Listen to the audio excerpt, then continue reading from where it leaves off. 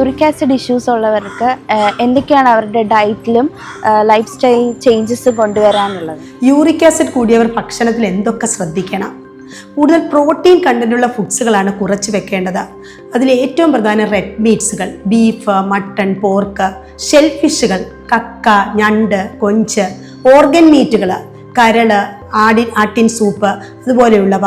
അതുപോലെ പയറ് പരിപ്പ് വർഗ്ഗങ്ങൾ, കടല, പയറ്, പരിപ്പ് വർഗ്ഗങ്ങൾ, നട്ട് വെറൈറ്റീസുകൾ, കശുവണ്ടി, ബദാം, കപ്പലണ്ടി, ഇലക്കറികൾ, ചീര, മുരിങ്ങയില, അതുപോലെ ക്യാബേജ്, കോളിഫ്ലവർ, കൂണ് എന്നിവയെല്ലാം തീരെ കുറച്ച് വെക്കണം.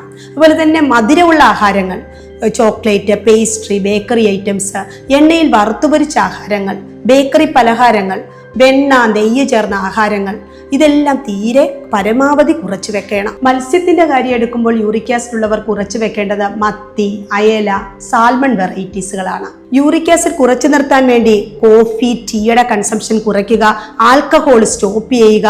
ഇനി ബോഡി വെയിറ്റ് കുറച്ച് വെക്കേണ്ടതാണ്. ശരീരഭാരം കുറയ്ക്കുന്നതനുസരിച്ച് യൂറിക് ആസിഡിന്റെ നില താഴുന്നതാണ്. ആവശ്യത്തിന് വെള്ളം കുടിക്കുക. 12 തൊട്ട് 15 ഗ്ലാസ് വെള്ളം കുടിക്കുന്നുണ്ടെങ്കിൽ ശരീരത്തിൽ നിന്ന് യൂറിക് ആസിഡ് എക്സ്ക്രീറ്റ് ചെയ്ത് പോകുന്നതാണ്. ഇനി ഏറ്റവും പ്രധാനമായിട്ട് ശ്രദ്ധിക്കേണ്ട ജീവിതശൈലി മെയിൻറ്റെയിൻ ചെയ്യുക, നല്ലതായിട്ട് കറക്റ്റായിട്ട് എക്സസൈസ് ചെയ്യുക. ഇനി ബോഡി കാലിനും വേദന, അല്ലെ ഉപ്പൂറ്റി വേദന, മുട്ടുവേദന ഇവയൊക്കെ ഉണ്ടെങ്കിൽ ആ സമയത്തേക്ക് എക്സസൈസ് ചെയ്യാതെ യൂറിക് ആസിഡ് ഒന്ന് കുറഞ്ഞതിന് ശേഷം എക്സസൈസിന് വേണ്ടി മാറ്റിവെക്കുക.